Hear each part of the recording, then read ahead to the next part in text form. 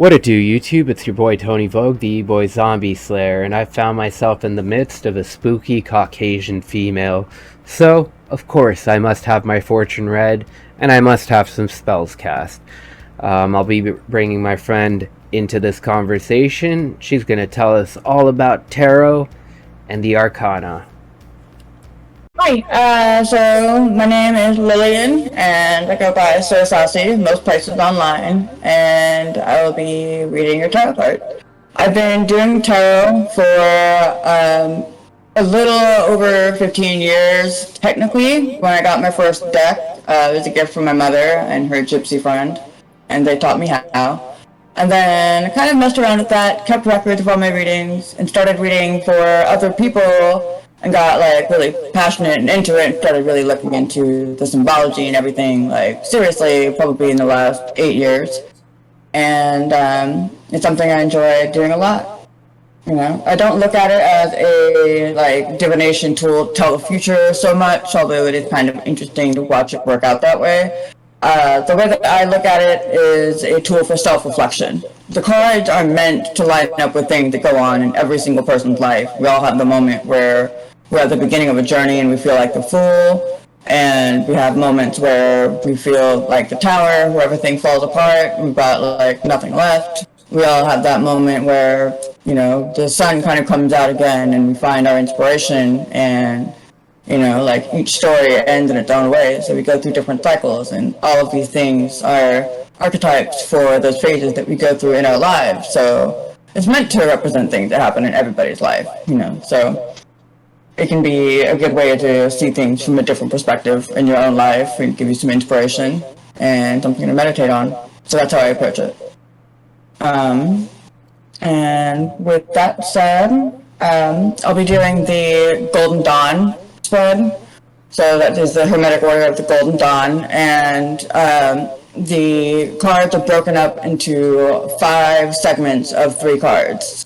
And the first 3 cards will kind of represent who you are in this moment, your atmosphere, like the past, and how it's kind of influenced your present self. Those will be the 3 cards in the center. And then the second trio of cards will be up to the like right and above the first 3.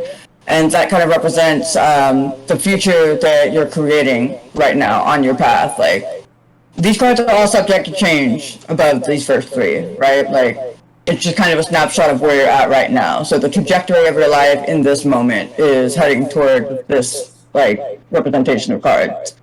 It's also, the closer the card is to the center, the nearer it is in the future, like, so to speak. So it's kind of like consecutive. So 4, 8, and 12 are kind of like, you know, like 4 will happen first and lead to 8 and lead to 12. And then the other 3 cards to the left will be kind of the alternate fork in this road, or, you know, like depending on a choice that you make, or like, you know, an action that you take, like this is kind of like the other way that you're facing. So yeah, so the 2 sections of cards above the first 3 will represent the direction that you're taking in your life. The cards below the first 3, to the left, we have 6, 10, and 14, and that will be your karma, tools, allies, advice, challengings. These things are all stuff that you have control over internally. So these are all things that you have like within you and like within your power to affect and change and use to your advantage, or like, you know, get rid of in order to grow and have positive influence on your future or not. And then the other final segment of cards, 5, 9, and 13, are external influences that you have less power over. So this can be like, oh wait, okay, so that label is actually incorrect on that infographic. If you want to cut it. Yeah, so yeah. So yeah, 5, 9, and 13 will be the external influences. So these are things that you don't have control over. These can be events or like karmic debt, you know, things that we don't really see coming, that we don't have the power to influence. like directly, but we have the power to control our reaction to it and control how we allow it to affect ourselves. So, Cool. Well, I'm glad to have a have any professional questions? on board. You caught that right away, that mistake.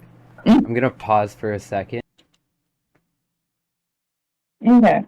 So, the deck that I'm using is by an artist known as Pixel Occult. His name is James. I really, really love these cards, especially. First of all, they're based off of the Thoth deck by Aleister Crowley. And the artists have taken such care to make sure that all of the symbology is accounted for. There's no aspect of this art that is just for aesthetic. Like, every single thing has a specific meaning and a connection to the ancient esoteric symbology and mysticism and everything, which, yeah. Would you like to go into Kabbalah now, or? Anytime. I would like to go into Kabbalah anytime. Okay, so to preface this just a little bit, ancient Jewish mysticism and everything describe the Kabbalah tree of life. I don't know, like, if you're familiar with that image. Yep, I am familiar with the Tree of Life. Right, okay, so that makes it a little bit easier for me to explain. Yep. So for each of the major arcana cards, it will represent one of the paths on the Tree of Life. Okay. Right? So in a standard tarot card deck, for instance, you have the Magician, and he'll have one arm up and the other arm pointed down. It's to mimic his direction on the path of the Tree of Life. Okay. Right? Yeah, and things like that. There's all kinds of symbology that goes into it. There's also a Hebrew letter that matches up with each card. We have the gematria that goes to each card. I'm so into gematria. We need to talk about that sometime. Yeah, we definitely will. So the minor arcana, right, also goes along with the Tree of Life. You have each world that corresponds to one of the Hebrew letters in the name of the Abrahamic God, Yahweh, right? Mm-hmm. So for wands representing fire, we have Atzilith, and then we have, I don't know if I'm pronouncing that correctly. And then we have cups for water, which is, wands would be Yad, and then cups for hay, for Beria, and then we have swords for air, which is Val, Yetzirah, and we have discs or pentacles, earth, which is the second hay, which is Asaya, right? And then you connect all of those like a ladder, and that's supposed to represent Jacob's ladder, which in the Bible was a ladder from earth to heaven. Yeah. Interesting, right? That's fascinating. Yeah. So, yeah. It's cool. I found the right person for the job. Yeah, so I find that fascinating, and I've been diving into it. Like, you're never really a professional with tarot. There's always so much more to learn. And this deck has actually been my biggest leap of information and connection to, like, tarot's origins and purpose and things. So I really love James's artwork. I love his tarot card decks. I will leave you his Etsy link and his website link for and I'll put them in the video description. Shit, a lot of people have told me they read tarot. None of them have pulled out a notebook full of tarot scribblings and Kabbalah. Oh man, I've got spreads in here. There's a spread you can do for each full moon and what sign the zodiac is in. There's a spread you can do for each phase of the moon. There's also a spread for each full moon and the sign that is in. You've got a spread for each of the major arcana cards has a corresponding spread that goes to that. Another page of that, and another page of that. And then all kinds of spreads. Plus, you can just wing it. You can make up any spread you like, honestly. What's great about tarot, and, this is a little bit of a hot take and an unpopular opinion among, modern stuck-up witches, but you can honestly buy your own deck. If you're curious about tarot, if you're drawn to it, or, interested in it, you can find whatever deck you like. They have all kinds of decks. They've got decks based off of Nickelodeon cartoons. They have anime decks. They've got decks that are just, like, all kinds of wild decks. And if you're curious about tarot, you do not have to be gifted your first deck. In fact, if anybody's watching this video, consider this my gift of tarot to you from me. And just fill in the blank with whatever deck that is. You know, go wild. And you don't have to look at the book. If you pull one card and it means something to you, like, go with your intuition. And there's no wrong way to read them. You know, like, you can get all into the symbology like that, or you can literally just pull out one card, look at the picture, and whatever it means to you, that is what it means, 100%. So, yeah, like, that is pretty fascinating to look into all that ancient It is mythology. fascinating. Yeah. So you said that your question was having to do with the material things that you're manifesting in the physical world around you, the work that you're putting in, Yeah. you know, crops What that you're am I planting in meant to your life. do in So, this world, and yeah. what am I going to Your life. accomplish? And how am I going to Right. be successful on my mission? Yeah. Okay. So that's why we chose the Golden Dawn spread, because it has to do a little bit more with the future and the things that we're developing in our life, right? So while I'm shuffling, I want you to think about where you've been so far in your life, the seeds and the crops that you've, you know, planted and sown so far, the Right. things that you've been working towards in the present, the image that you have for your future, where you do want to be, you know, like a season from now, a year from now, you know, a lifetime from now, like kind of have all of that in your mind. If you can, I'd like you to visualize while I'm shuffling, in your mind, looking into a like puddle or a pond of water, right? And there's ripples distorting your reflection. And imagine as you're meditating, the ripples calming down until you can see your reflection. And then imagine being your reflection looking back at yourself. And whenever you visualize all of that, tell me to stop shuffling. Stop. Perfect. Okay. So this is the back of the cards. Ooh, beautiful. Right. So it's focused very well. Those are really nice. Yeah, at least. And we have the 3 piles right here. Tell me what order you would like for me to stack these piles back into. Last one on the first one, the closest one to me to the furthest one onto me, and the second one on top. Perfect.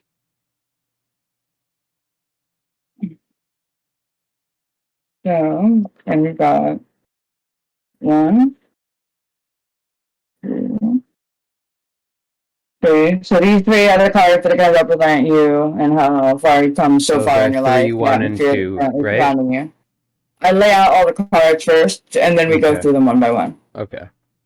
So these cards, as I go around the circle, will be the things that are nearest to you in time. And then we go once again around the circle. That'll be a little bit further away. This is nothing like a Celtic cross.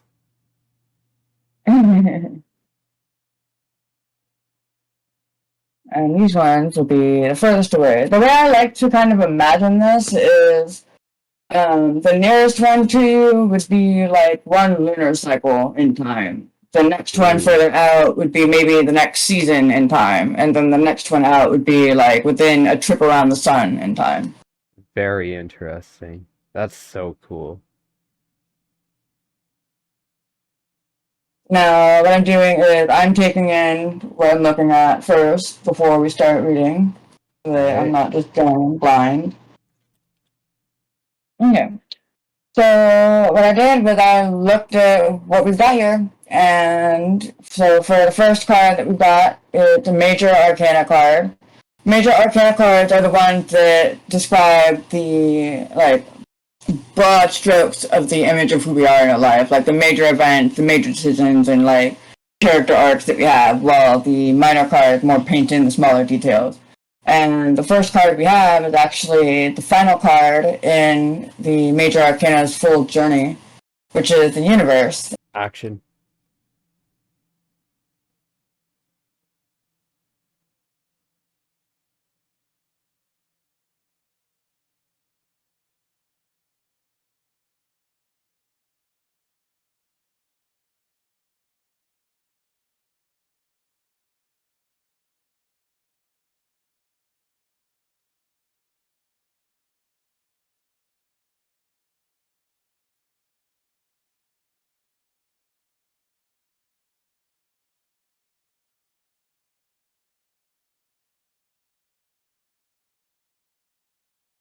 Interesting.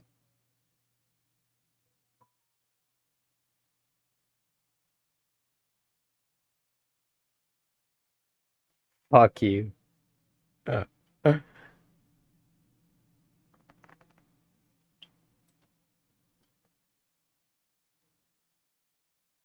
I hate you so much for that.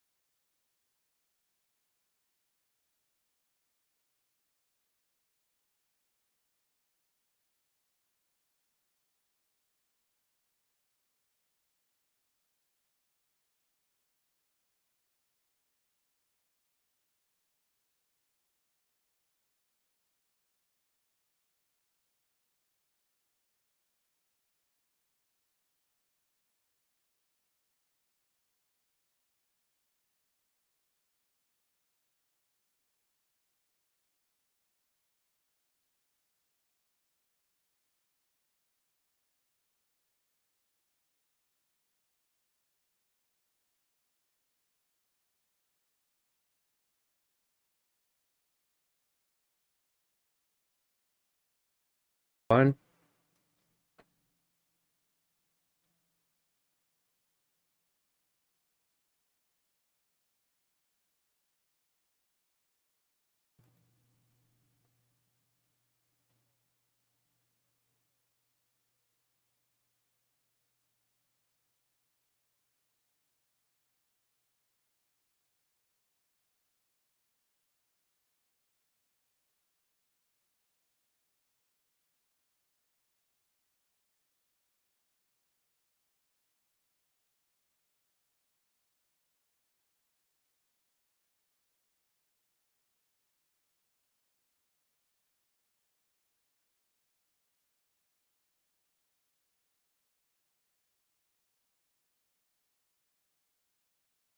Yeah.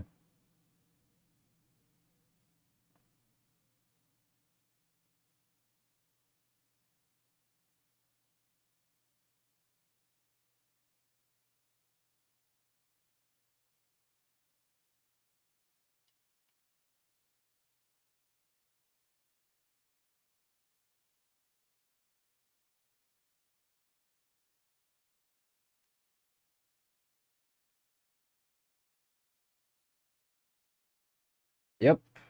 One sec. Action.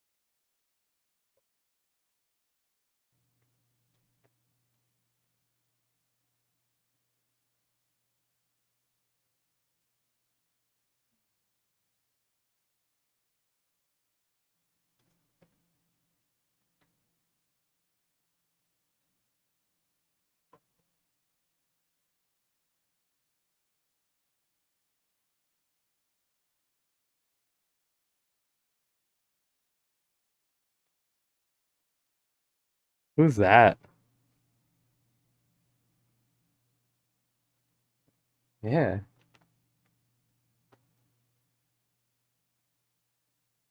Don't know him. I'm always on the dance floor, though.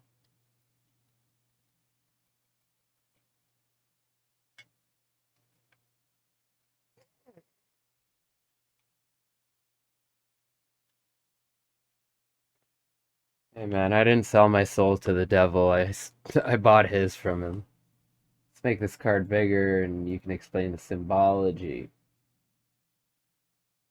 Joe returns. Sorry, you bought it, you keep it. And let's make this bigger, and you can explain it.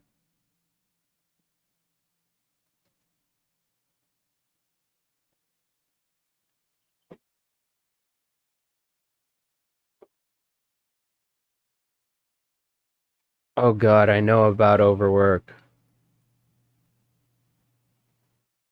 I'm a workaholic. When I'm not a drugaholic, I'm a workaholic.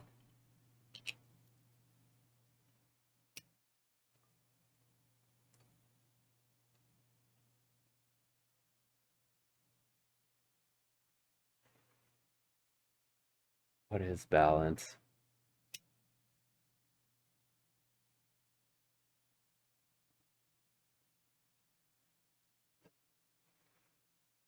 With your higher self, yeah.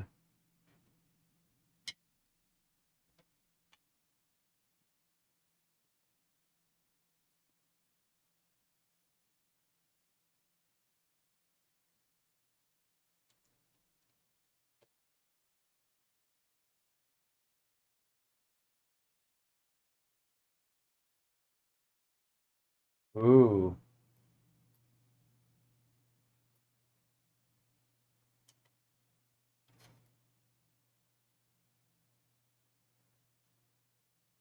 I'm glad we picked this deck. I'm glad we picked this deck. This was the me deck. Crowley 666.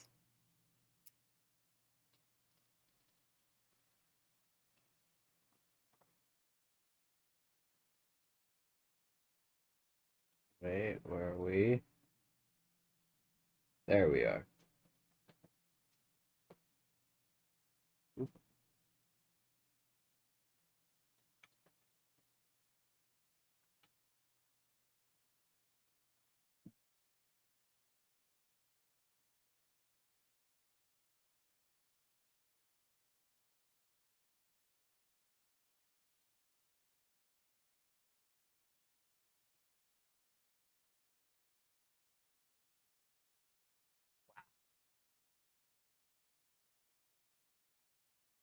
Pretty much.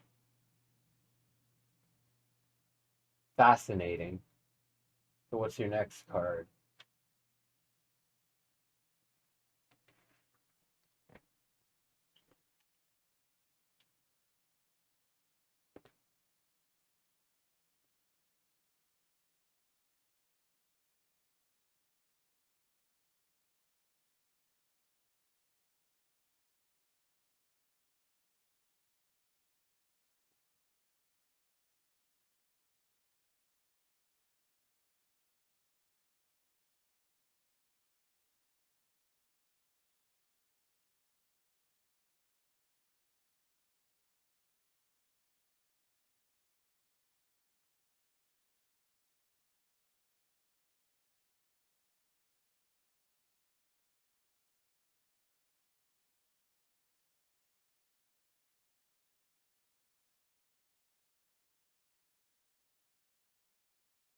Mm-hmm.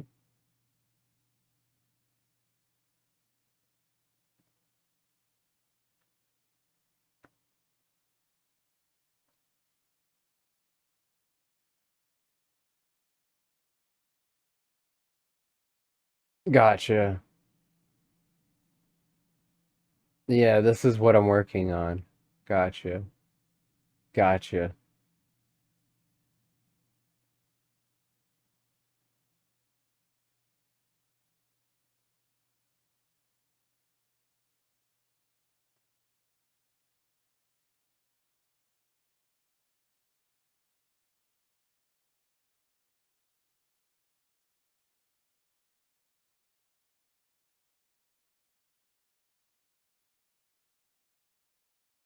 Okay.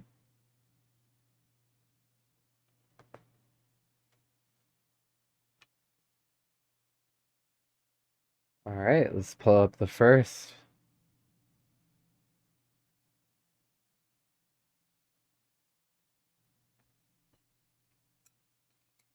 So the next card I find kind of fascinating that it would be the Aeon, because it being the card that comes before the universe, which is what you're focused on, right? It makes sure that consecutive-wise it would be the path that you're on, right? Mm-hmm. So Aeon is the 20th card of the Major Arcana, and it is represented by the element of fire and the Hebrew letter Shin. And I apologize to the Hebrew community for butchering the pronunciation of these letters. I really do need to look up the pronunciation. The quote is by Anais Nin, and says, "And the day came when the risk to remain tight in a bud was more painful than the risk it took to blossom." It is reversed, so it being in its ill-defined themes, we have mental blocks, keeping you from making positive decisions, repeating destructive cycles without learning from them, negative choices, or blocked growth. The symbology is the Aeon card is linked to the element of fire and the Hebrew letter Shin, meaning tooth. At the very center is a youthful, androgynous Hebrew Raha given form. They have 2 horns, evoking the Egyptian god Khnum, and wear 3 serpents on their head, one of which rests on top of their third eye, representing growth and illumination. They wear a necklace with a falcon skull. Cool. They wear a necklace with a falcon skull to reference Horus, and their lower section is skeletal, symbolizing the new age coming into being. Their gesture of silence is slightly modified from the one used by the Greek god Harpocrates, who is in turn a similar but different god to Horus. They are surrounded by an archway of light, adorned with spheres of fire, symbolizing the fire of change, Libra, justice, and a new order. Behind and embracing them is the star goddess Nuith, who is potential and possibility. Her bracelets have patterns linking her to the formed and formless universe. On her hand is the caduceus wand, the top of which is an orb of fire representing Hadit. The overall symbolism replaces Judgment's strong Christian themes from the Rider-Waite Smith deck of End Times with a different birth of a new Aeon central to the Thoth deck. It is the torch-bearer of a new era. That was really cool. One of my favorite cards. I have the Eye of Horus tattooed on me. No way. There you go. There we go. Yeah. Coincidence. Definitely a cool deck. I see all the Crowley references, knew it, etc. So where are we? Yeah. How far have we gotten? We go to the next card out, which is Thor of Water, which is in the small cards, and it is titled Luxury, and this is what it looks like. So this one is the 4 of Water, or Cups, and it is titled Luxury, and astrologically is represented by the moon in Cancer. The quote is from Leo Tolstoy: "Boredom, the desire for desires." And this one was right side up. So I think that's the first right side up one in your reading so far. And that means its well-defined themes are appreciation for what we have, stagnation of goals, boredom, materialistic goals, and temporary pleasure. The symbology, the 4 of Water is titled Luxury and represents the influence of the moon in Cancer. I have leaned into the astrological depictions a bit more with this card. The lotus at the top has multiple stems, showing that the influence of the Dyad has gained strength. The cups of this card are barnacles on the crab, which is related to Cancer, and the top ones overflow into the lower ones, which then go nowhere, a sign that pleasures no longer bring us contentment. The lotus stems curl around the crab and form an infinity symbol underneath as a sign of infinite potential. The card is overall positive, but a threat of disturbance is in the background, and the luxury that it is titled after is the threat of an influence which grows bored with life and stagnates emotionally as a result. If you want to make it smaller again, it has some similarities to the Rider-Waite Smith deck that most people are familiar with, which in that deck, the image is of a man, and you're leaning against a tree in the shade, and you're just sort of bored, and he's staring at these 3 full chalices in front of him, right? And protruding from a cloud in thin air is another cup, a hand holding out another cup, but he doesn't see it because he's just kind of like navel gazing. So he's missing the opportunity that's being, given to him by the universe that could shake things up and bring things, around to where he wants them to be, because he's just kind of like, he's just lost, doesn't realize the opportunities he has. Interesting. Right? He's getting bored of the pleasures he has. So, yeah. This is one of the best readings I've ever had, and one of the most in-depth, so please keep going. What is my next card? Your next card is the 6 of Earth. So if you scroll all the way down to the bottom of the page. 1. Okay, so the final card for the trio card to represent the path that you're on right now is the 6 of Earth, or Pentacles, which is titled Success, and is the Moon in Taurus. The quote is Lao Tzu, which says, always be on the lookout for ways to turn a problem into an opportunity for success. Always be on the lookout for ways to nurture your dream. We have ill-defined themes. Lao Tzu was the man. Yeah. The Chinese general, I believe. There you go. The ill-defined themes for it being reversed is reckless spending, greed, debt, financial and material struggle, or poor financial control. Yeah, we and then go into the symbolism. Got fired. Poor financial control. I mean, this is just further out within this year, so you always have the opportunity to be alert and not do this. So we can jump into the symbolism. If you want to make it larger so we can see. Yep. Let's blow this up and... Yeah, because there are symbols in each of those circles around the cross.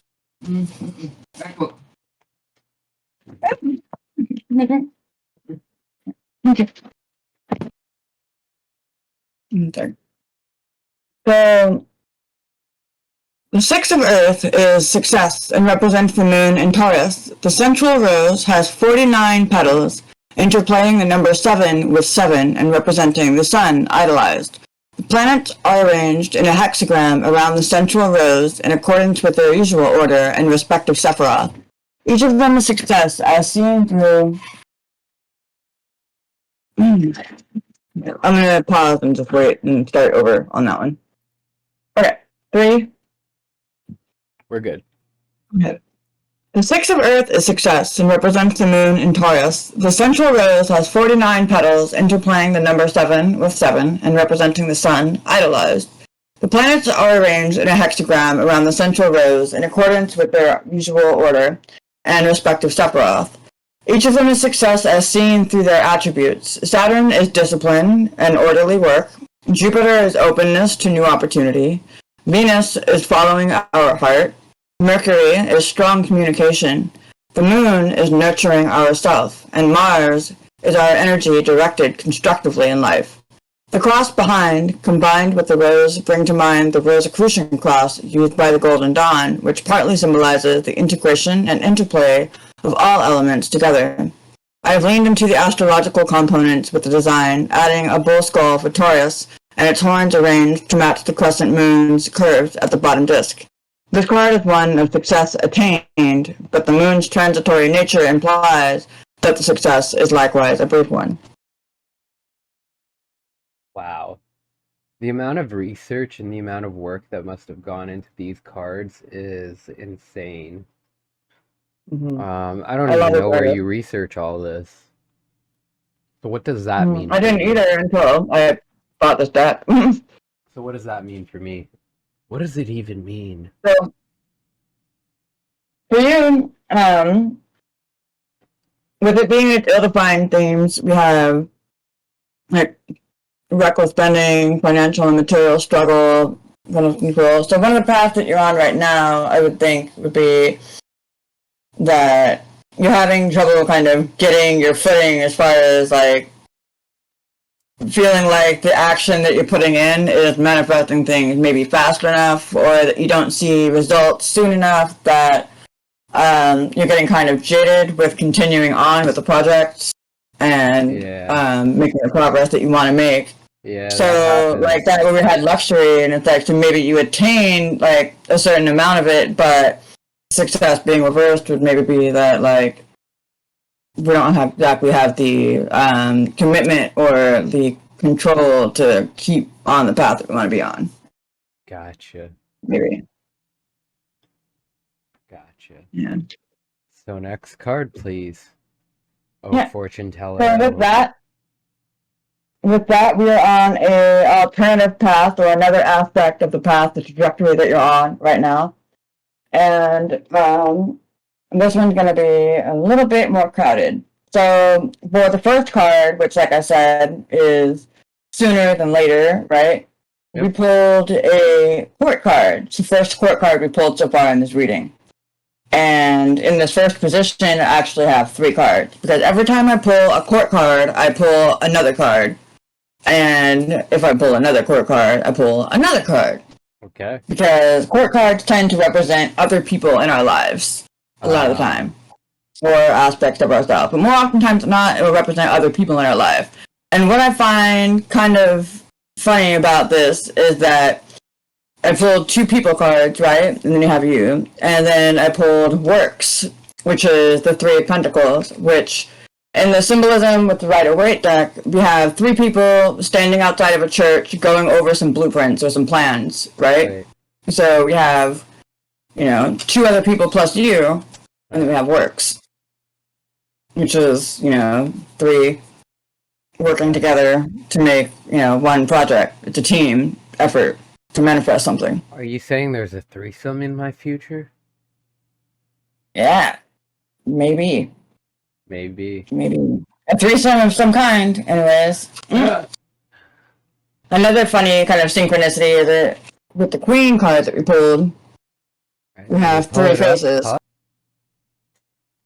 So while I did mention that they can represent other people, they can also represent aspects of yourself and your own traits, right? And with you being a Scorpio, which is a water sign, and both of the court cards I pulled being water signs as well, like, it is, like, likely that these could be things that are you.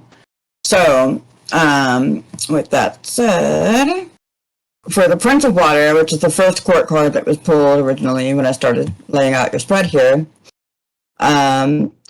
each of the court cards is represented by 2 elements, right? So this being the Prince of Water, all the princes are represented by air. So this is the airy part of water. The quote is by Kurt Vonnegut, one of my favorite authors. "We have to continually be jumping off of cliffs and developing our wings on the way down." And he was reversed in his ill-defined themes. So this is selfish, unreliable, secretive, or volatile. All things associated with Scorpios. Hey, there's a lot of great things associated with Scorpios, too. Oh yeah, these aren't necessarily negative things all the time. Unreliable, maybe, but like, it's important to be selfish sometimes, and there's sometimes reasons to be secretive and play your cards close to your chest. So we get what we want. Yeah. I think that it's important to also mention that the well-defined themes of this card is hidden passion, giving, creative, and intuitive. So, getting into the symbology, we have the Prince of Water is the airy part of water. He floats above a lake which is being rained upon, representing his secretive nature and the depths of his waters which are hidden and unengaged even by himself.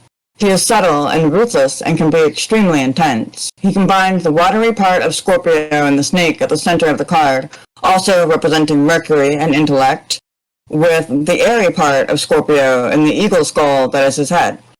He holds his own black reins as a control over his emotional state and a symbol of the decay of Scorpio. In his right hand is an inverted lotus blossom held low, a sign of his esteem or intelligence over emotion. His esteem for intelligence over emotion. The serpent is partly coiled in a loose figure 8 representing to the 8th Sephiroth, Hag. He is artistic, but seems impassionate about it on the surface. The calm of the exterior hides the whirling storm that can be within.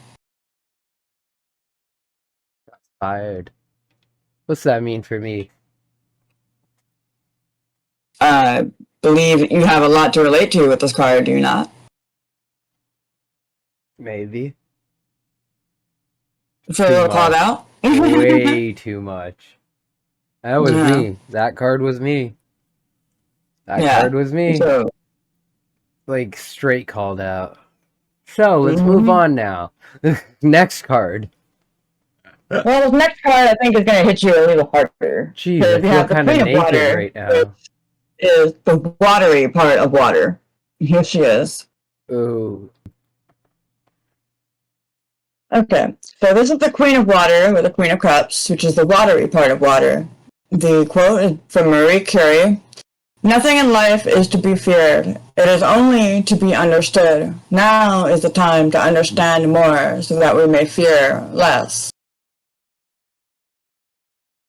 So, her being in her reversed elements, ill-defined themes, is disconnected from reality, distorted understanding, overly influenced by others, depression, and loss of self.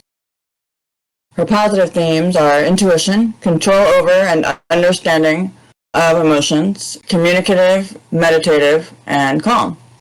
Here, can we pause really quick?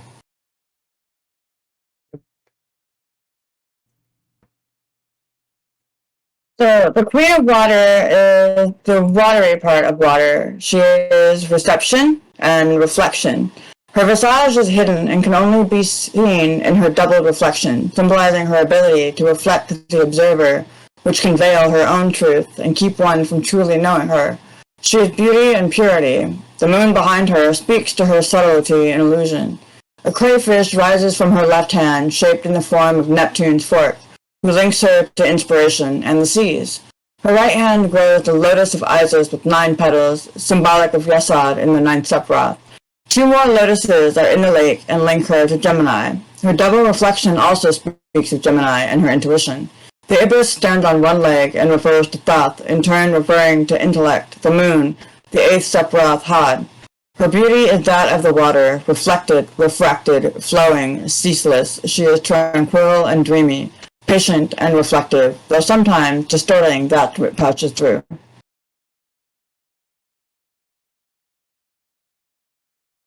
What's that mean for me? Those are aspects of yourself, right?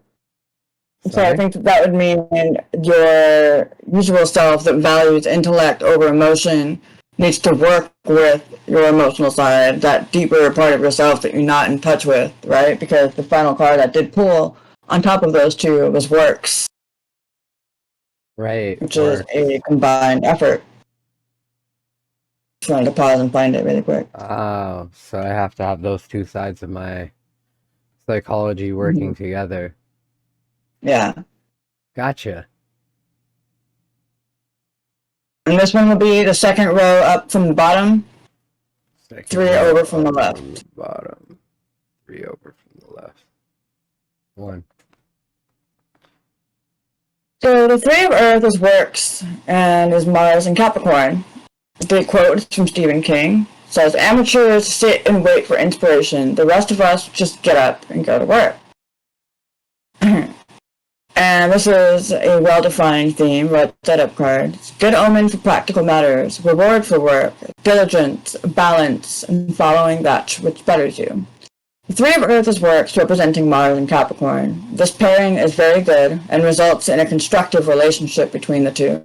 The pyramid of the regular card has flipped to better match the alchemical symbol of Earth. At each of the 3 points are the 3 gunas, or 3 alchemical symbols of salt, sulfur, and mercury, also water, fire, and air, tamas, rajas, and sattavas. At the center is a spider resting comfortably on its completed web. This card is one of industriousness and balance that benefits the energy and activity of the worker. Hey, I love industry, so. And I think that fits for representing putting the two aspects of yourself and working together to make your own web that you're able to rest comfortably upon. And glancing quickly into the future, right, your final card in this 3 would be Pleasure. Write that up. But we're on the second card, which is actually 2 cards. And the court card we pulled is the Princess of Earth. Okay, so the next card we pulled was the Princess of Earth, which is the earthy part of Earth. The quote being by John Muir, which is, "The clearest way into the universe is through a forest wilderness." And she is in her well-defined themes, which is benevolence, straightforwardness, productiveness, accomplishments, growth, nature, peacefulness, empathy, and support. She sounds and sexy. I believe that this one will represent a different person in your life. So, like, there's that, right? Because, I mean, the last 2 represented you. So I believe that maybe this would be someone that you would come across in your life in the future, right? Or maybe potentially have come across. Jeez. From those qualities, like, Princess could get it. I mean, apparently she has. And she got a Big Mac. I'll give her more than that Big Mac. So, diving into her symbology. The Princess of Earth is the earthy part of Earth. She is strong and brooding and beautiful. She has ram horns and wears a cloak of sheep's wool that associate her to renewal and Aries. The trees behind her symbolize spirit and earth. Her third eye is a line adorned with a diamond, representing the birth of the purest light in the deepest and darkest elements, and likening her to a priestess of Demeter. The disc on her chest is a yin-yang and is surrounded by 36 petals from the rose of Isis, representing the deacons of the astrological wheel. Together, the symbols are equilibrium and the renewal after completion of the astrological cycle. She carries within her the secret of the future and fertility. Though the trees behind her are barren, it is implied that she will restore the growth and life to the forest. She is stark and immovable, feminine and rugged, sacred and meditative, kind, and in touch with both herself and the earth. I'm telling you, if you put me anywhere near her, that's my kid. I take responsibility. Like, whoa. The way you described her, she ain't safe. Like, Tony on the hunt. Where is she at? Where's she at? Well, interestingly enough, the card that comes after her is the Hermit reversed. Oh. So the 9th card in the Major Arcana, and also a card I drew on top of the Princess of Earth, is the Hermit, which is astrologically represented by Virgo and the Hebrew letter Yod. The quote is from C.G. Jung, which is Carl Jung. "Knowing your own darkness is the best method for dealing with the darknesses of other people." And it is reversed, ill-defined themes, which is becoming too isolated, being self-absorbed, keeping too much to yourself, ignoring others, or being out of touch. Yeah, and I think it's important to mention the well-defined themes here, which would be fresh insight into a situation, illumination, withdrawal into soul-searching, wisdom, knowledge, and sharing what you've learned. So maybe this person would be the person that brings you out of being too isolated. Maybe. Or if we believe that these two paths are overlapping, then maybe this is the person that's protruding from thin air and offering you that cup that you would need to stop navel-gazing and see, right? A lot of this hits really close to home. So the Hermit is astrologically associated with Virgo, and its Hebrew letter is Yod, meaning hand. At the very center of this card is one pair out of 4 pairs of hands keeping it aloft its diamond lantern, a symbol of Kether, of spirit and purity. A sunburst behind references the light of spirit, which the Hermit uses to learn more about their own self as well as the world, which in turn lights the wisdom of others. There are 8 hands, 8 rays, 8 eyes, and 8 strands of wheat, linking this card with the 8th Sephiroth on the Tree of Life, which is Hod, ruled by Mercury. The wheat represents not only Virgo and Persephone, but also the growth of our own inner wisdom. Cerberus is at the lowest section of this card, representing the 3 qualities of the lower self which have been conquered by the Hermit. The Ibis mask points us back toward the Egyptian god Thoth, and looks upon the Orphic egg, representing that by looking at the manifested universe without, we may also find it within. So there's a lot of synchronicities happening here, where we had the Ibis of the Queen of Water, right? A lot of references to Thoth. Mm-hmm. And we had the Orphic egg, which is the world within on the world without, and the Queen of Earth, or the Princess of Earth, was pregnant, right? Yeah, with my baby. Promise. Mm-hmm. And then we had the 3 of Earth, right? But we have 3 of the lower human qualities that need to be conquered. Which, yeah, with the Works card, and you had the 2 court cards that represented aspects of yourself, right? So what do you kind of read so far out of this?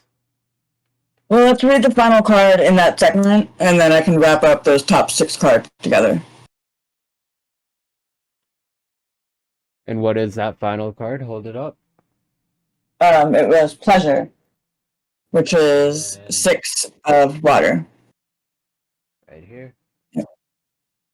Yeah. Got you. We've streamlined this operation, so tell us about Pleasure. And I'll tell you about Pleasure. Fuck you. That was the innuendo Pleasure I was is the sun in Scorpio. And the quote is by Mae West. Right. It says, sex is an emotion in motion. It is in well-defined themes, right side up. Pleasure experienced after difficult times that is transformative. Sexual fulfillment and or a healthy relationship. Healing, a return to happy emotions after a period of flatness or difficulty. And then we can dive into the symbology.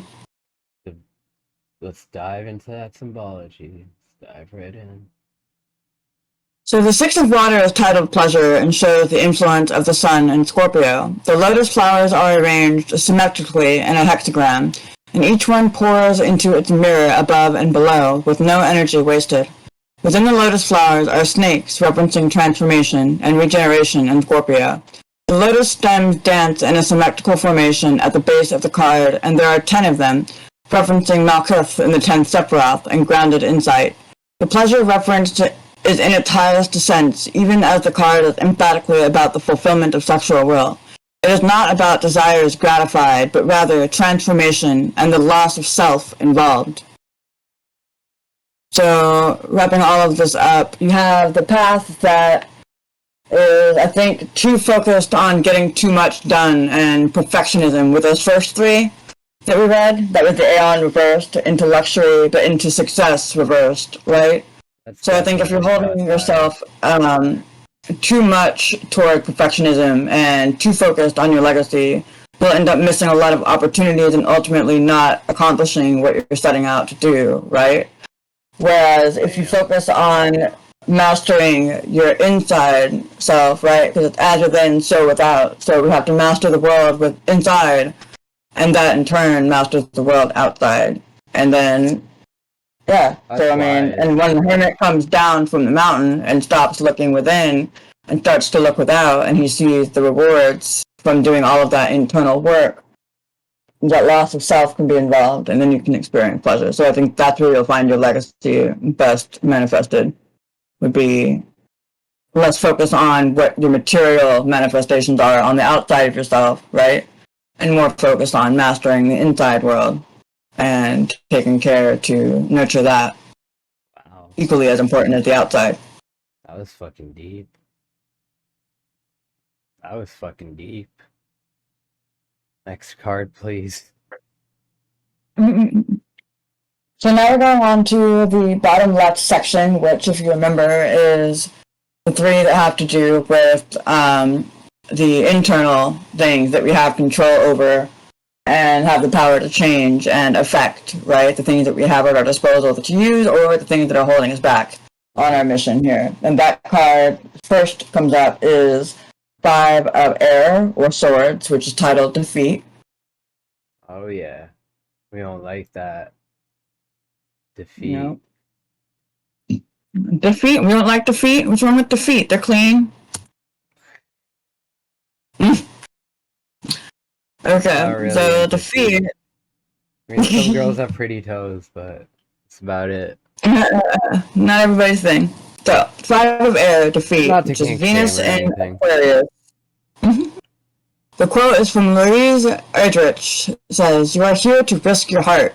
You are here to be swallowed up. And when it happens that you are broken, or betrayed, or left, or hurt, or death brushes near, let yourself sit by an apple tree, and listen to the apples falling all around you in heaps, wasting your sweetness, and tell yourself that you tasted as many as you could."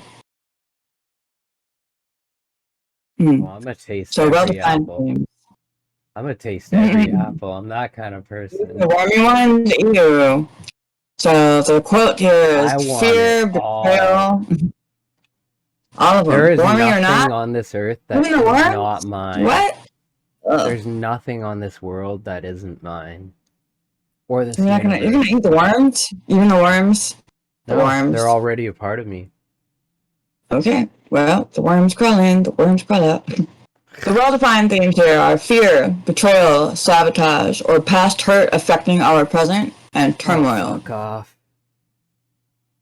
So this is pretty close to the present, what we're experiencing. The symbology is the 5 of Air is defeat, symbolizing Venus's influence in Aquarius. The rhino beetle is beset on all sides by the curved stingers of 4 different hornets, and is coming apart as a result. 5 together are overlaid on top of an inverted pentagram, showing matter dominating the spirit. The top left hornet has a fish on its lower half, symbolizing inability to let go of the past. The lower left hornet has a serpent wrapped around it, symbolizing that we are lacking renewal and transformation. The top right hornet has a handkerchief dripping blood, symbolizing negative thoughts, fear, and reopened wounds. The lower right hornet has its antenna bent to resemble a ram's horns, symbolizing a lack of creativity. The rose from the previous card has been shredded entirely and now forms the outline of the inverted pentagram. Despite all of the hardship, a light shines from within this pentagram. It is our spirit trying to make its way through the situation and shine brightly once again.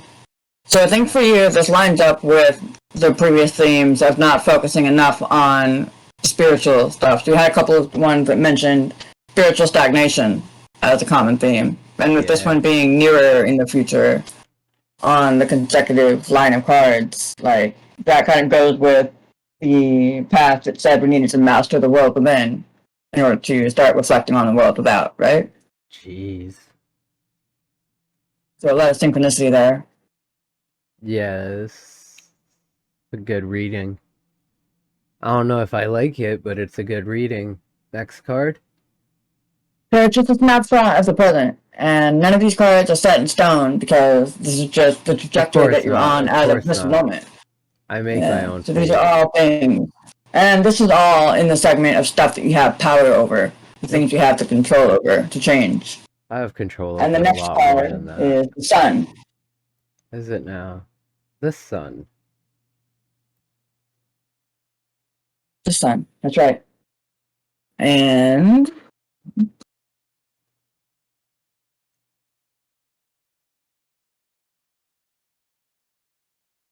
yeah. So the sun is represented astrologically by the sun. And the Hebrew letter Resh. I know, right? Mind blowing. Why not? And the quote from Albert Camus. What? Camus. Sorry. Camus. Okay, thank you. In the depth of winter, I finally learned that within me there lay an invincible summer. Fuck Camus. And the ill-defined themes reversed, right? Lacking enthusiasm, pessimism, difficulty seeing what to do and maintaining positivity, a difficult situation, joylessness, or lacking perspective. So that theme, that final one, has come up a couple times so far, which is lacking perspective. Lacking And perspective. Yeah, and I think I did say something about difficulty seeing what to do and maintaining positivity as a theme in that first 3 cards that represented the trajectory, right? That one path you could have taken. Yep. So that's one of them, right? Kind of goes along with the luxury card of not seeing the opportunities coming out of that cloud. So the symbology here is the sun card is linked astrologically to the sun, surprise, and the Hebrew letter resh, meaning the head. The two opposite forms of the Egyptian god Horus are Hiru Raha, here mirrored and dancing at the center of the card. In his dual form, he is Hora Pa Krat and Ra Hora Kut. The new Aeon is here, and so these are now young men, symbolizing both the childlike theme linked with the Aeon of Horus as well, as our more developed position within the Aeon. The sun has within it a rose, which I've reused on the back of the card design in this deck, just as Crowley's was for his rose cross, although mine has been mirrored for its use on the card back, so it differs slightly. It is the flowering of solar influence, and around it 12 rays and the 12 signs of the zodiac. The twins dance upon discs with rose crosses on them, signs of the old Aeon. They are themselves symbolic of air and fire, of souls freed, of Kether and Gebira, of the next stage of freedom attained by mankind. From the discs, the roses are growing vines around them, which are the fertile earth aspiring upwards toward the heavens. This micro-growth is also the macro, which is the attainment we aspire to, symbolized in the card. So the micro and macrocosm, which is as within, so without, right? As above, so below. Exactly. I love how Crowley in this deck is. It really puts things in my language. Yeah. Alright, what's my next card? So the final card in the 3 representing internal influences that you have the power to affect and change, as I find interesting because it is the victory card. So the first card was the defeat card. What do you find interesting? Yeah, we have it interesting because the first card was defeat, and then we have victory. We win because we've been defeated. However, it is reversed. I should mention that. I don't know. Makes sense to me. Yeah, tell me about victory. Right? Yeah, a lot of symbology in this one. So the 6 of Fire is victory, represented by Jupiter in Leo. Lady Gaga has this quote as, "I've always been famous, it's just no one knew it yet." I mean, I get it. So, the ill-defined theme, because it was reversed, is self-importance, egotistic, fall from grace, lacking confidence, or lacking direction. Another thing about lacking direction. Interesting. Lacking perspective and lacking direction. Common theme here. Yeah, let's look at the card now, and not me. Yeah, the 6 of Fire is victory and represents the influence of Jupiter in Leo. The conflict of the 5 of Fire has stabilized into a more complex yet much more balanced form. The wands of the chief, major, and minor adept have fallen into place and found harmony. The winged eye of Horus at the top wands is our clarity achieved. The flames are more subtle and have 9 points, representing the Sephiroth Yesod and the moon that balances out the strong influence of the sun in this card. Overall, this is an achievement of harmony and balance obtained after the strife of the 5 of Fire. Of the Flabber Fire? 5 of Fire. Oh, okay. Just hearing things at this point. So, what's my next card? Fortune Teller. Right. Yeah, these ones are going to be your external influences, things that you don't have the power over, but you have the ability to change your reaction to it, where you handle it, right? Well, yeah, I can change Princess of Fire. Yeah, so the Princess of Fire likely represents an outside person, right? And it is Earth of Fire. The quote is from Sylvia Plath. The worst enemy to creativity is self-doubt. Yep. Sylvia Plath. Fuck off. The quote's by Sylvia Plath, too. Well, the worst enemy to creativity is self-doubt. Reversed, this person is vengeful, shallow, cruel, unruly, and temperamental. Okay. So the Princess of Fire is the earthy part of fire. She is within the flames, consumed by her passions. Her crown of 5 roses is the passion of the 5 senses. and at the front is an ostrich plume, referring to the crown of Mott and the justice implied therein. She holds in her hand the symbol of the sun, which is her energy and enthusiasm. She is fearless in the self-expression of her nakedness, and though she is indeed cut through in the shape of tiger stripes, she is unfazed by it, showing her courage in the face of fear and even in her potential destruction. Alright, let's check out the card. I mean, that's a badass card. Like, this artist is fucking phenomenal. But tell me more. I read the details already. Alright, well, fair enough. Then what is our next card? Our next card is the Ace of Fire reversed. And that is on top of the Princess of Fire. So I kind of keep in mind the context here. Like, those kind of come together. I have no idea what the context is, so you're gonna have to explain that to me. These are the outside influences that you don't have power over. Oh, okay, right? Okay. Gotcha. So, likely a person in your life or coming into your life that will affect your life. And in the way of the Ace of Fire reversed. Right? So, the Ace of Fire is the spirit of fire. Augusta Rodin's quote is, "The artist must create a spark before he can make a fire. And before art is born, the artist must be ready to be consumed by the fire of his own creation." The ill-defined themes are recklessness, thoughtlessness, low energy, executive dysfunction, and difficulty beginning. The symbologies. Ace of Fire is the spirit of fire. It is the element of fire at its inception. The card depicts geometrically arranged branches forming the tree of life, engulfed in flames with lightning springing forth. Within the flame are 10 yods, representing the 10 Sephiroth in the Tree of Life. It is the root of the fiery energy that moves throughout the suit. It can be a breakthrough that results in a swell of creative energy and forward momentum. Alright, so with these things being outside influences and things that we don't have control over, this princess being reversed, I was thinking might have been an outside person, but the two together sounds like maybe executive dysfunction or burnout from the overwork and too much focus on the outside material and like the work that you're doing. You said you were kind of like a workaholic, and so that would make sense, right? I can be. Yeah. So I'm thinking this reading is going to be more solely to do with you than like, having that be an outside person.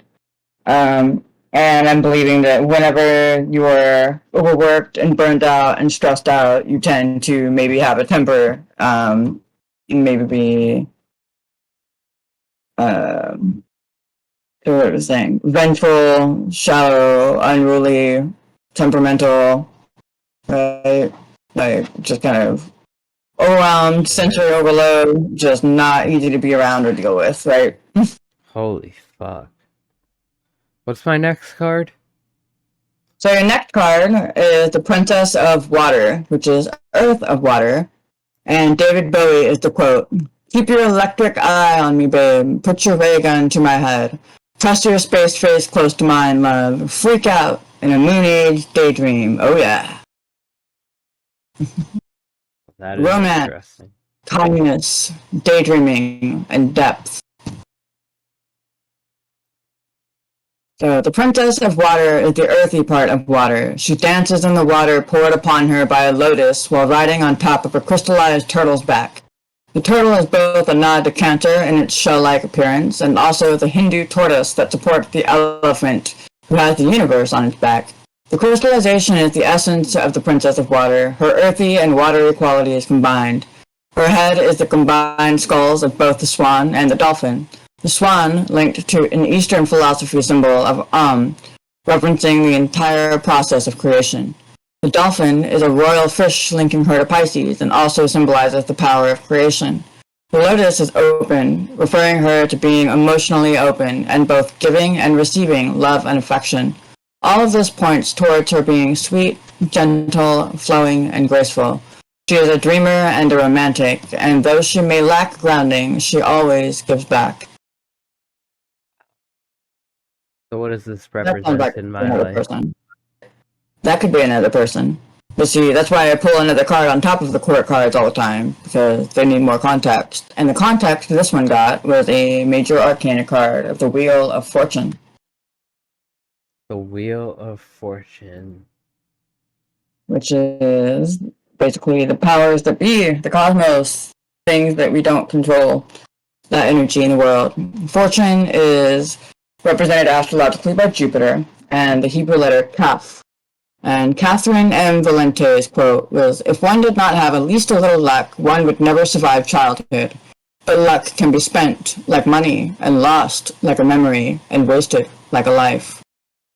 And lucky for you, this one is in its well-defined themes, where we have change, optimism, adaptability, self as the stable center in chaotic times, and unexpected opportunities.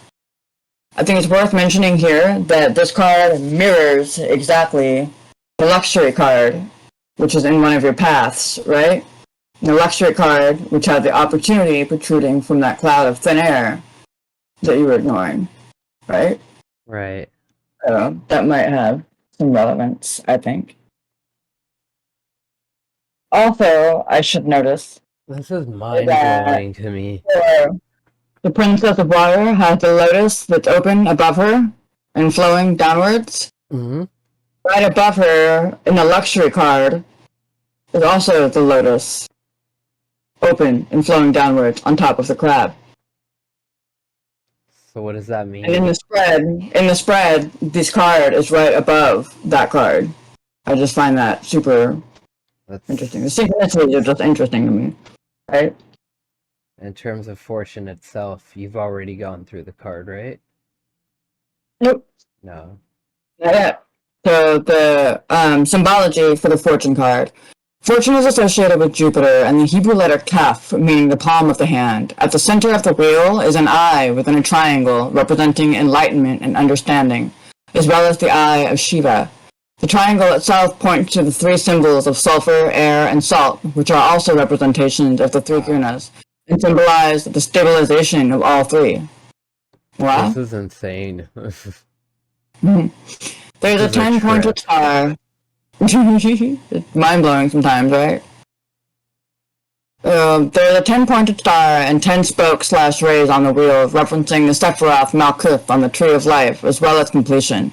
The stars at the top are each 5-pointed and come in different sizes and shapes, representing the diverse harmony of the universe and those in it. The figures from the Thoth deck are here represented by the head and 2 arms of our person of fortune. Their head is a lion skull and mane, linking them to the Sphinx, associated here with sulfur and the mind. Their left arm holds a heart bleeding onto a scale, associated with Anubis, converted from Hermanubis for this deck's closer link to the underworld, and air due to the link to Mercury of Hermanubis and the association with the Magos card. Their right arm contains a multitude of snakes and lightning as a nod to Typhon and the symbol of salt. The lightning bolts which strike Typhon are meant as a link to Zeus, Jupiter, and his habit of interfering with mortal affairs, just as fortune may be considered to do. The wheel and the associated links around are meant to be temporarily stabilized before turning once again. Wow. This shit got me tripping. I'm not even gonna lie. So, as far as that, you said fortune links with luxury. No, I thought that the card that was below that, so the card that fortune is on top of, the Princess of Earth, right? If you remember the way that the spread looks, how you've got the 3 in the middle and the 3 on top. The lotus was pouring, yeah. So I found it so funny that the 2 lotuses were upside down and pouring on her, right? And then to give context to our princess, right? Because court cards alone just kind of describe a person. They don't really give us much more detail than that. So I always draw something on top of that. And so for this to be the Wheel of Fortune, which has to do with unexpected opportunities and things, and the card above was luxury, which also has to do with unexpected opportunities or opportunities missed. I just found those kind of funny because they're both in the same span of time away from the middle card. They're both in the second position, so they're mirroring each other. I'm captivated. What is my last card? And then I need you to break this all down to me. Adjustment. Adjustment. Which also has to do with, universal energies and powers and equilibrium and stuff. Kind of like Fortune does.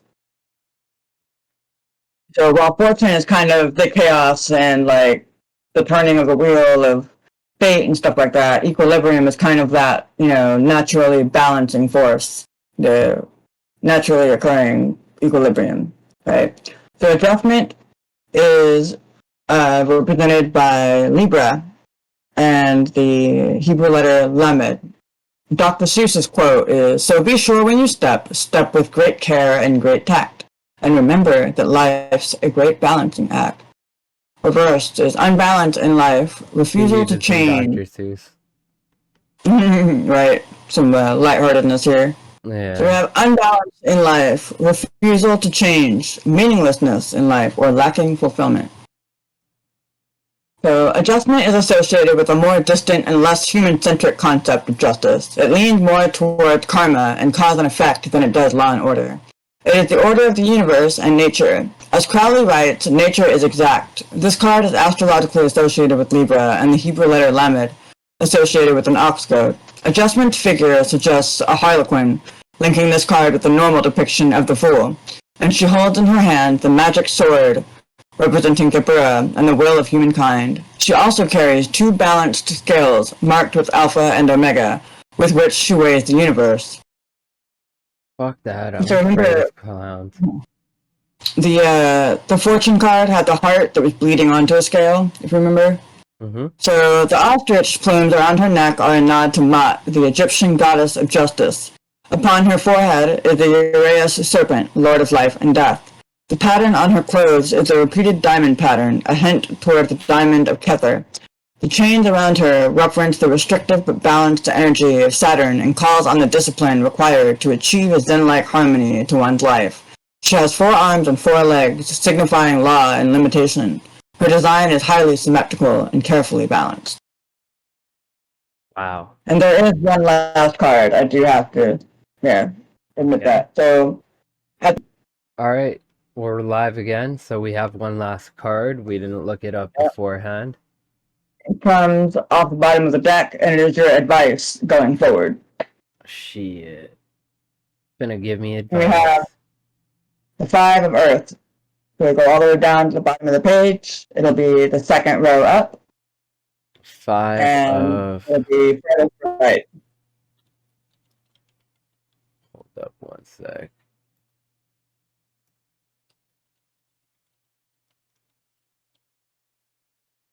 And you said it would be where?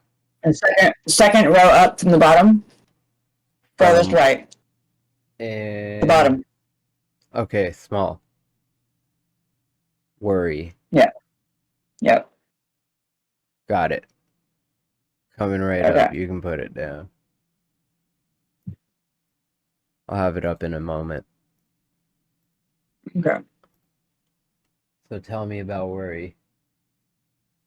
So, worry is 5 of Earth, represented by Mercury and Taurus. The quote is from Corey Ten Boom. Worry does not empty tomorrow of its sorrow, it empties today of its strength. And it says, a threat to one's material and spiritual security. Worry that keeps you from your present moment. Anxiety over one's situation that makes the situation worse. Difficulties made worse by dwelling thought. I do that. I do that a lot. The symbology is 5 of Earth is titled Worry and represents Mercury and Taurus. My depiction leaned into the astrological symbols a bit more and shows a bull skull dripping a liquid metal of Mercury upwards. The 5 eyes upon it are the 5 discs and points in an inverted pentagram. Its pupils are the following symbols. The bottom is an egg, which shows our spirit is crushed under the weight of the world. The circle is our difficulty with communication and expression. The moon is our emotional lack of support. The square is the worry of our practical life. The triangle is our lack of energy. Taken as a whole, it is a worry that drains significance from each moment. This card suggests that this worry has been ongoing. As we strain ourselves with scenarios of what could go wrong, we lose the value of what is in front of us. Damn. Thank you for all that. That is Well, of course. a lot to think about. Is there anything you have to tie it together moving forward that could help me? 'Cause I'm like drowning in this shit. Luckily, you took a video of it, right? And Yes, I did. I do write down all the reading that I do. I write down the little map of what spell I used and what cards were in what position, so that if you ever need to go back and ask me about it, you can. Yeah, it's gonna be on YouTube within the next week. So. So basically, to tie this all together, if you wanted to pull up the spread again to make it easy to reference, right? Yep, of course. So the first 3 cards that we have were in the center, and they represented where you were in your present moment, like, you know, kind of your atmosphere and what's led you to this point. We had the Ace of Earth, we had the 3 of Fire, and we had the Universe, which were all 3 reversed. And all 3 of them kind of had to do with focus on the practical and kind of like not so much saying that these things were in their negative aspects so much as they were that this is what you were focused on and those things had not been achieved yet, because the Universe card was the final card in the Fool's Journey, which is what he's like, you know, that's his goal, that's the end goal, right?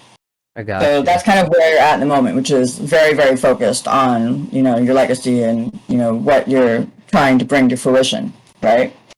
The next segment of cards we had was to the top and to the right, and that represents one path you could be on. And I found it interesting that we had the Aeon reversed, which for the first one, which makes sense, you know, chronologically, because that's the card that comes right before the Universe. Okay. And that one had to do with creation and the time that the universe is in at that moment. Okay. And yeah, reversed is we had not achieved, you know, our time yet, right? And then we had the luxury card, which I kind of compared to the Rider-Waite depiction of that card, which was, you know, the man leaning against a tree and he has the 3 cups in front of him, but he's missing the opportunity that's being presented to him, right? Yep. So I think that had to do kind of with overly focused on what's immediately in front of you and around you and not recognizing what was, you know, potentiated around you, right? Right. And then we had success reversed, which kind of had to do, again, with having achieved what we set out to do, but kind of something that disturbs it, right? Or not quite achieved the way that we wanted. And then we went on to the next segment of cards, which the first one, we had 2 court cards, which represented aspects of yourself. And those were topped by the works card, which I found interesting because you have the self that you are right now, right, and then these 2 aspects of yourself to make up the 3 that built that web for you to comfortably be resting on. And this is where the reading started to kind of hint at how important it was for you to go and do soul searching and started focusing on the world within. And, you know, because that's what will start to make sense of the world without.